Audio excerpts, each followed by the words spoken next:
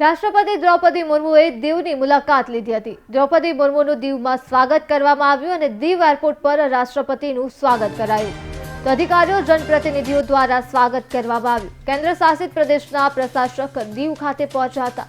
તો રાષ્ટ્રપતિ સહિત પ્રશાસક ખુકરી મેમોરિયલ પહોંચ્યા અને ખુકરી મેમોરિયલ ખાતે સાંસ્કૃતિક કાર્યક્રમનું આયોજન કરવામાં આવ્યું।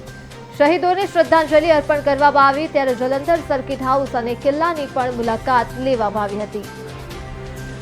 અમે અહીંયા દ્રૌપદી મુર્મુના સામે અમારા રાષ્ટ્રપતિના સામે અમે અહીંયા પ્રોગ્રામ કરવા આવ્યા હતા અને આ મોકો અમને પહેલીવાર મળ્યો એના માટે અમે ખૂબ આનંદ ભાવીએ છીએ। ભારતભરમાં નહીં પણ ભારતની બહાર પણ આવા કલ્ચર સાંસ્કૃતિક કાર્યક્રમો કરવાની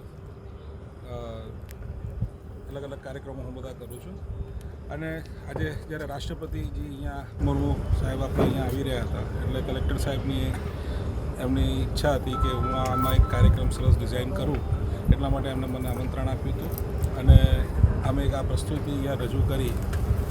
જ્યારે કોવિંદ સાહેબ જ્યારે આવ્યા હતા ત્યારે બી અમે લોકોએ મહારાસ અહીંયા રજૂ કર્યો હતો એટલે સાહેબની ઈચ્છા એવી હતી કે એ ટાઈમે જે સરસ કાર્યક્રમ હતો એવો જ એક પ્રકારનો ફોક ઉપર પણ એની અંદર દેશભક્તિ અને એકતા આવે, ડાયવર્સિટી કલ્ચર દેખાય એટલે એક ભારતની થીમ ઉપર મેં આ કાર્યક્રમ કર્યો જેની શરૂઆત અમે લોકોએ કરી સ્વાગતમ, જેમાં ક્લાસિકલ ડાન્સીસ અમે રજૂ કર્યા જે ટિપિકલ ક્લાસિકલ ફોર્મમાં નહીં પણ એક સંગીત અને ગીતની સાથે વણીને ગૂંથીને અમે એને રજૂ કર્યું।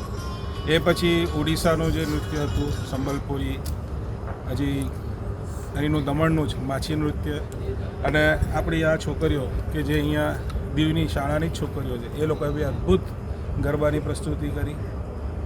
સિદ્ધિ ધમાલ, પછી તાળપાવાળા અને છોટાઉદેપુરના રાઠવાનું એક મિશ્રિત પ્રસ્તુતિ અમે લોકોએ કરી જેમાં ટ્રાઇબલ ડાન્સની પ્રસ્તુતિ હતી અને એ પછી ગુજરાતના લોકનૃત્યમાં જેમ ગરબા, રાસ, તાળી ચપટીનો ગરબો, ઘોડો આ બધાનું એક મિશ્રણ કરી અને ગુજરાત દર્શન નામની એક પ્રસ્તુતિ અમે લોકોએ રજૂ કરી।